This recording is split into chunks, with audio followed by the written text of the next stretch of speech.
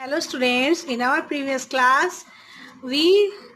read lesson 9 happiest dinosaur। और हमने इस पार्ट में देखा कि जो डायनासोर है पहले तो छोटे छोटे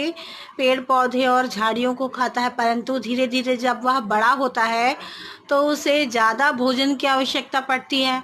तो आसपास के सारे पेड़ पौधों को वह खाकर ख़त्म कर देता है। अब निकुंज को यह लगने लगता है कि अब वह उसके लिए भोजन कहाँ से लाएगा, इतना सारा खाना कहाँ से लाएगा, क्योंकि वह डायनासोर बहुत बड़ा हो चुका होता है। परंतु एक दिन जब स्कूल की गेट के पास जब डायनासोर बैठा रहता है तब एक कचरे के डिब्बे में उसकी पूंछ लगती है बार बार, और कचरे का डिब्बा जो है वो पलट जाता है और डायनासोर वहाँ पर जो सब्जियों और फल के छिलके होते हैं उसे खाकर बहुत खुश होता है। तब फिर निकुंज को भी लगता है कि चलो अब इसके खाने का इंतजाम हो जाएगा अब, क्योंकि सबके घरों पे ही फलों के और सब्जियों के छिलके होते हैं। तो उनकी मैम कहती हैं where there is plenty of space for a growing dinosaur and he needs much more garbage than we have at school. तो मैम कहते हैं कि अब इस डायनासोर को एक ऐसे घर की आवश्यकता है कि जहाँ वो रह सके और उसे ढेर सारा खाना खाने को मिल सके, क्योंकि ये बड़ा हो गया है और उसे अब ढेर सारा खाना चाहिए।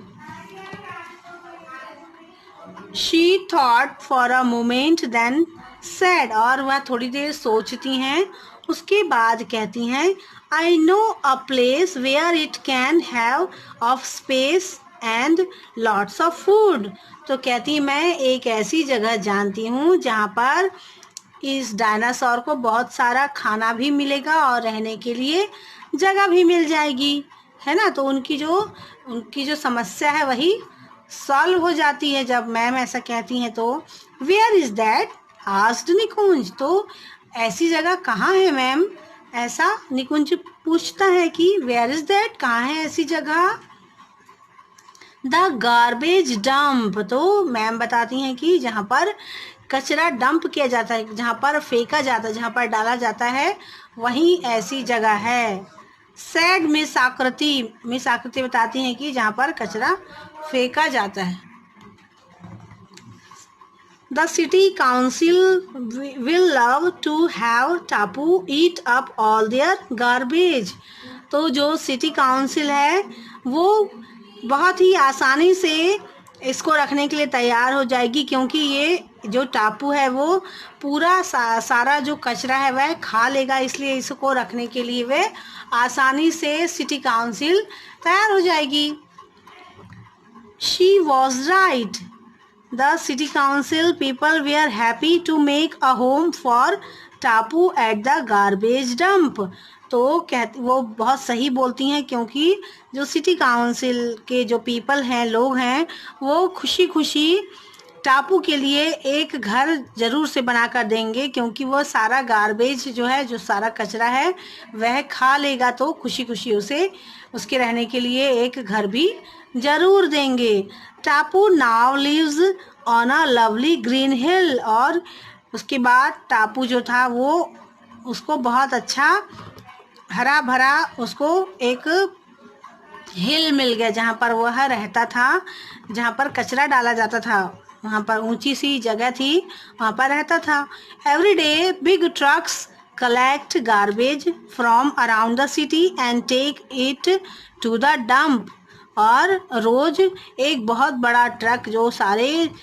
शहर का जो कचरा था, इस तरह का घरेलू कचरा, वहाँ पर लाता था और वहाँ पर डाल देता था जहाँ टापू का घर था। सो टापू हैज़ डिलीशियस मील्स, और टापू को खूब सारी खाने की चीज़ें मिल जाती थी, तरह तरह की स्वादिष्ट चीज़ें। Now the leaves grass and flowers are growing again, और जो टापू ने सारे पेड़ पौधों की पत्तियाँ, घास और फ्लावर्स जो सारे खा लिए थे वो फिर से उगने लगे, फिर से हरे भरे हो गए, फूल खिलने लगे और पेड़ भी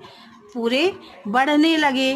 the city is clean and beautiful with not a bite of garbage anywhere, और पूरी सिटी एकदम साफ सुथरी हो गई, पूरा शहर साफ सुथरा और सुंदर हो गया, क्योंकि एक भी कचरा, इस तरह का घरेलू कचरा जो था वहाँ पर दिखाई नहीं देता था कहीं पर भी। पूरे शहर, बिल्कुल पूरा शहर साफ सुथरा हो गया। टापू is the happiest dinosaur in the world, और जो टापू है वो किस तरह का डायनासोर बन गया, बहुत ही खुश डायनासोर, क्योंकि सबको खुशी देता था वो, क्योंकि उसके कारण पूरा शहर जो था वह बिल्कुल साफ सुथरा हो गया, तो वह खुद भी बहुत खुश था और पूरी दुनिया उसके कारण खुश थी। तो आज आपका ये लेसन कंप्लीट हो गया है,